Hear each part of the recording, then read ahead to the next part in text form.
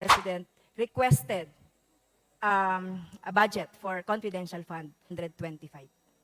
That is correct. 125 million to That be, is correct, Mr. Speaker. para maging. Office of the Vice President spent the confidential fund in 11 days. The office submits its stand that it is inaccurate, Mr. Speaker, Your Honor. The report of COA, which is the basis of the report of COA for the utilization of the fund, starts from December 20 to 31, and that is 11 days. However, Mr. Speaker, Your Honor, the implementation of the programs started on the day that the SARO was released. Nakita natin may dalawa dito, no? Yung COA nagbigay daw ng AOM, dinideny ng Vice President. Your Honor, if I may interject, the Vice President is not denying about the AOM, but records will show that there is no AOM received by the Office of the President, even as we speak, of the Office of the Vice President. AOM from VP and OVP family, led by Vice President Sara Duterte. Magandang hapon po sa ating lahat. Okay. So, going to the budget of the Office of the Vice President in 2024, Mr. Speaker, so nakita natin dito no yung socio-economic projects and stakeholder engagement. It is under the Good Governance Program. Only line item in your operations budget. So, is it true? So, meron lang po siyang one line item doon sa budget. That is correct, Mr. Speaker, Your Honor. And there is a 124 million 875 pesos for MOOE. That is correct, Mr. Speaker, Your Honor. The entire 500 million confidential fund is in there. That is correct, Mr. Speaker. Thank you, distinguished sponsor, Mr. Speaker. Noong 2022, under the Good Governance Engagement and Social Service Projects, and ito po, Mr. Speaker, distinguished sponsor, under the Good Governance Program, with 523,785,000 MOOE.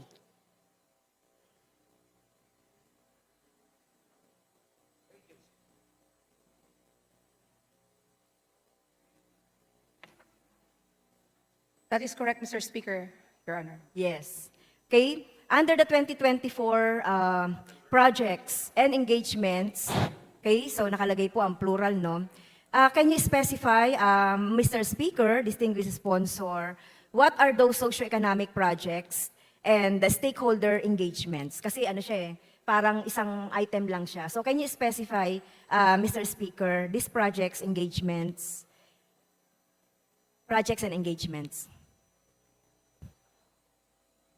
Mr. Speaker, Your Honor, several projects under the said program are the following: medical assistance, burial assistance, Magnegosyo Taday, Pagbabago Campaign, disaster operation, rice food bags, Kalusugan food truck for disaster operations, Libreng Sakay, and the You Can Be VP program. Yes. Kasi Mr. Speaker, dito sa 2024 na budget on projects and engagements, parang isa siyang Mr. Speaker, kung titignan natin yung budget, para siyang isang lump sum. Kasi hindi naka-specify yung yung mga projects and engagements. So when we see different budget, katulad ng ibang mga agencies, meron din silang mga naka-specify as you have mentioned, distinguished sponsor. So for the amendment siguro, later in the amendment siguro, would the distinguished sponsor agree that these projects and engagement should be itemized in our budget so that we can see what are the engagements and projects in the Office of the Vice President? Kasi parang kung titignan niyo siya, Mr. Speaker, parang lump sum lang siya na nakikita natin under Good Governance Program. Mr. Speaker, Your Honor, we take note of the suggestion of Your Honor and we will consider. Okay, pag sinabi ko, tama. Thank you, Mr. Sponsor, Madam Sponsor, for that answer. Kasi pag sinabi nating item of appropriation, this is pertain to the amount appropriated for each activity or project as authorized by the GAA, okay, or by the Act, okay? So the particulars of expenditure to be funded should be itemized, okay? So isa-isahin natin, Mr. Speaker, kada activity and project. So in the 2024 budget, how much is being budgeted to the different project and activities mentioned by our distinguished sponsor, Mr. Speaker? Mr. Speaker, Your Honor, the following programs as part of the programs to be implemented and has been implemented and the Office of the Vice President wishes to expand for 2024 are the following. For medical assistance, a proposal of 600 million is being proposed, which targets 60,000 clients. Burial assistance, 170,800,000 pesos, which targets 34,160 clients. Magnegosyo Taday, 150 million, which targets 15,000 individuals. Pagbabago campaign, 90 million, which targets 200,000 school kids. Disaster operations, 75 million, which targets 50,000 families or individuals. Rice, food bags, proposal of 50 million, which targets 100,000 individuals. Kalusugan food truck Pansarap, amounting to 36 million, which targets 15,000 school kids. Kalusugan food truck for disaster operations, amounting to 7,776,000 pesos. Libreng sakay amounting to 16,430,000 pesos, which targets 187,440 commuters. And You Can Be VP program for 1 million pesos, which targets 1 to 2 school kids. Mr. Speaker, Your Okay, thank you, Mr. Speaker. So, Mr. Speaker, can I ask the distinguished sponsor to provide the committee and this representation, the copy? Hindi ko po masyado nasundan yung lahat, Mr. Yes, gladly, Mr. Speaker, Your Honor. Okay, thank you po, Mr. Speaker. So, may mga budget na no doon sa lahat, yung specific activity at project. So yung next question ko po, Mr. Speaker, ito yung mga specific na mga activities and projects proposed by the Office of the Vice President. Okay? Kung mapapansin ko po, Mr. Speaker, ito po ay parang redundant doon sa mga project ng iba't ibang mga ahensya. So, halimbawa po, Mr. Speaker, medical assistance, magnegosyo, libreng sakay, disaster operation, at iba pa po. So, don't you think yung mga specific specific projects and events ay redundant ito dun sa iba't ibang mga ahensya? Kasi may narinig po ako sa Senate na sinabi po ng Vice President yung iba pang mga activities and project niya for the future. So, ito pong sinasabing ito ng mga project, isn't it redundant? Tingin po ng ating sponsor. Mr. Speaker, Your Honor, the Office of the Vice President believes that it is also the role of the Office of the Vice President to be complementary to whatever programs and projects of the Executive Department. There are other initiatives that are undertaken by the Office of the Vice President, not merely those being implemented by other agencies, because it is the goal of the Office of the Vice President to widen its access to government services. And some of these projects have very specific target beneficiaries like Magnegosyo Taday and other programs. And so, again, the Office of the Vice President works complementary with the other offices in the Executive Department. Mr. Speaker, Your Honor. Yes, thank you po, Mr. Speaker, distinguished sponsor. So, hindi po ba pwedeng, dahil halimbawa, itong libreng sakay could be coordinated with the DOTR etong magnegosyo could be coordinated with the DTI.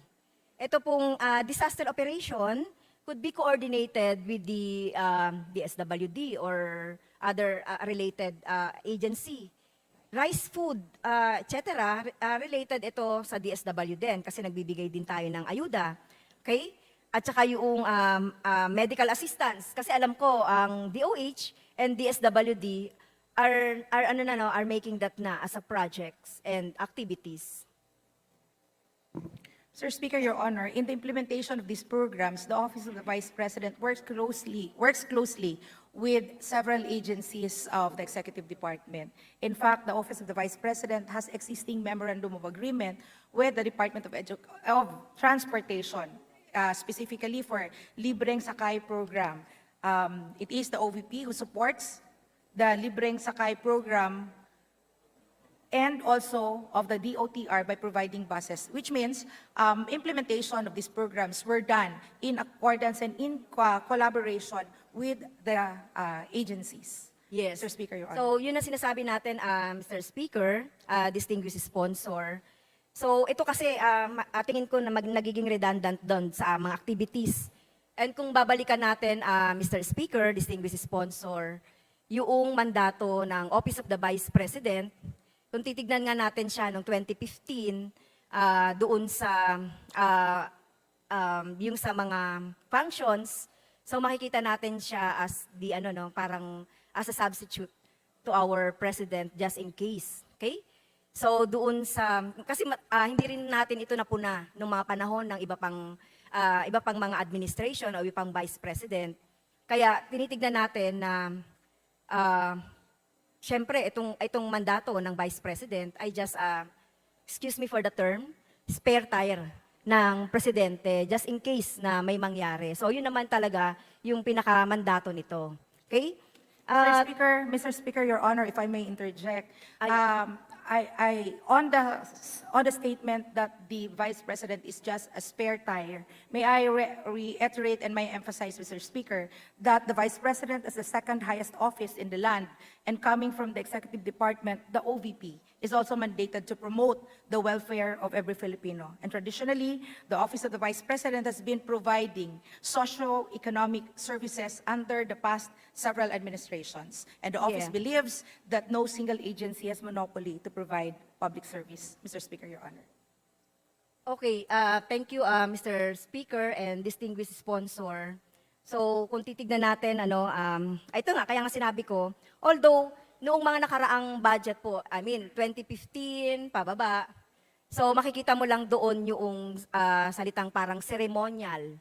And then after that, nagkaroon na nito. Pero nakita natin doon sa budget ng Office of the Vice President, parang lump sum. Okay?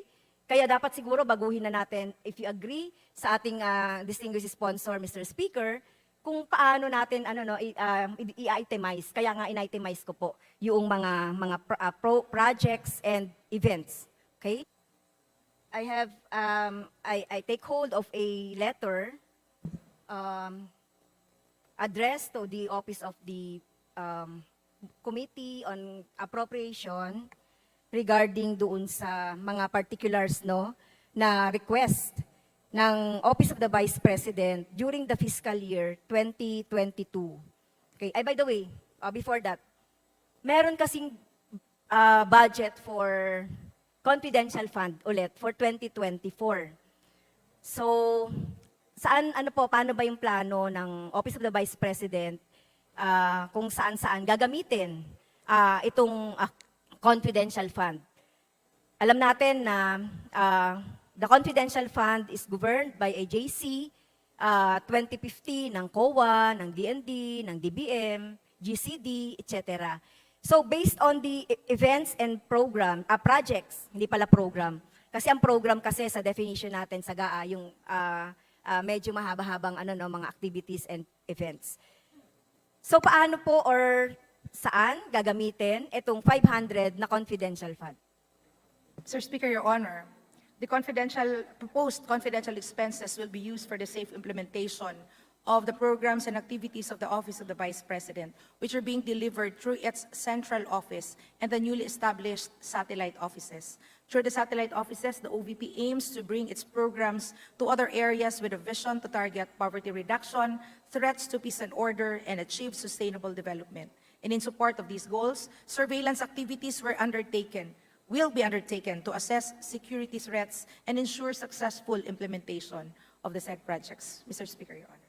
So, do you have a PAP, programs and projects? Kasi ito yung sinasabi po dun sa JC na requirement bago po magamit itong mga confidential funds. So, ito yung programs and projects po. Yes, Mr. Speaker, Your So, Honor. meron kayo noon. Yes. So, nag-submit ba ang Office of the Vice President nung 2023 kasi merong 500 na confidential fund. Nag-submit po ba noong mga kinakailangan? 2023 to ha, mamaya na tayo mag 2022. So 2023 na meron kasi ang Office of the Vice President na 500 million. So have you submitted this PAC and have you complied with the provision of the JC regarding confidential and intelligence fund? Mr. Speaker, Your Honor, the Office of the Vice President has submitted the physical and financial plan as required under the COA DBM DILG GCG DNT Joint Circular 2015-01. It was in November 17 of 2022 that the original plan was submitted, and in January 26 of 2023, a revised plan was submitted. Mr. Speaker, Your Honor. Okay. So sinasabi din po dito sa JC that you have to submit the report and yung performance noong nung paggamit, performance indicators noong PAP na ginamitan natin ng confidential fund. Is the Office of the Vice President complied with it? Mr. Speaker, Your Honor, yes, the Office of the Vice President has complied with the report submission in January 17, 2023, and in April 13, 2023, and in July 13 of 2023. I know, hindi po natin pinag-uusapan yung 2022.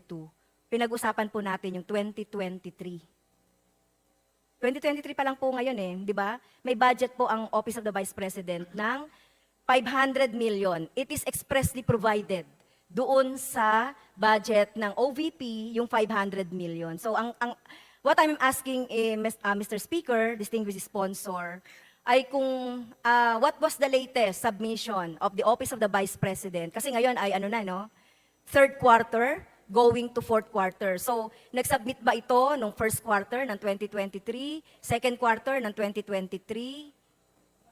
Yes, Mr. Speaker, Your Honor. Okay. The first quarter report submission was in April of 2023, and the second quarter submission was in July 13 of 2023. Okay. So, running pa rin naman yung third Yes. quarter. Okay, so wala pa pong AOM or wala bang sinasabi ang COA about this o hindi pa na-audit? Undergoing audit pa rin. None, Mr. Speaker, Your Honor. Okay, so wala pa So sa dami nga siguro ng mga sinasubmit na mga performance report, so kagaya nga sinabi ng COA na talagang marami talaga yung performance report tungkol dito sa confidential fund. Okay. Sa ngayon, merong 500 million na confidential fund ang Office of the Vice President. So for 2024, have you heard of the news about the decision of our Association of the House of Representatives that the confidential fund will be coursed through doon sa mga agencies na may kinalaman doon sa national security, may kinalaman sa spying, paniniktik, at iba pang mga may kinalaman doon sa national security. So have you heard of that, na ang decision po ng leadership na pinangunahan po ng iba't ibang political leaders dito sa Kongreso, ay nagdesisyon sila na ilagay ito doon sa magpoprotekta doon sa ating West Philippine Sea, which is logical naman. At nakinig ang ating liderato doon sa clamor ng ating mga kababayan, kaugnay dito sa confidential fund. Kasi when we brought this out, yung confidential fund, nakita natin yung iba't ibang problema in terms of pagsunod doon sa JC, liquidation, auditing, etc. So have you heard of that? In fact, merong letter yun, distinguished sponsor. So what is your comment or ano po yung masasabi nyo doon? Mr. Speaker, Your Honor, the Office of the Vice President is consistent on its stand since last year and even up to this year that the office submits to the discretion and wisdom of Congress. Okay, so ang ibig sabihin, dahil ang Office of the Vice President at ang DepEd ay hindi naman ahensya na related sa national security, spying, surveillance, etc. So, willing to forgo itong confidential fund for 2024. The Office of, Mr. Speaker, Your Honor, the Office of the Vice President is firm in its stand that they believe that the office can only propose on how they will do their job. And as to the approval of the proposed funding and budget, they submit to the wisdom and discretion of Congress. So walang magiging violent reaction pag tinanggal, halimbawa, yung 500 na confidential fund sa Office of the Vice President. Can you still pursue the implementation of these programs and events without this confidential fund? Kasi I heard naman the Vice President na sabi niya pwede naman daw. Again, the Office of the Vice President can only propose on how they will do the job. And as of this time, with the development of what the Honorable colleague has mentioned, the Office of the Vice President, again, would submit to the wisdom of Congress. Okay. Thank you, distinguished sponsor, Mr. Speaker. Okay, doon tayo, Mr. Speaker, sa last topic ko, about the confidential fund in 2022. So, is it true that the Office of the Vice President requested a confidential fund from the Office of the President in the year in 2022, the amount of 250 million confidential fund? Sabi kasi in consideration daw sa safe implementation of various projects and activities under the various official engagements and functional representation in international and domestic events. Is it true that the Office of the Vice President requested a budget for confidential fund? That is with the correct, amount of Mr. Speaker, Your Honor. Okay. But the DBM, considering na ito ay third quarter na or fourth quarter na, the DBM through the Office of the President granted only 125. That is correct. 125 million to That be, is correct, Mr. Speaker. para maging accurate. Okay. So,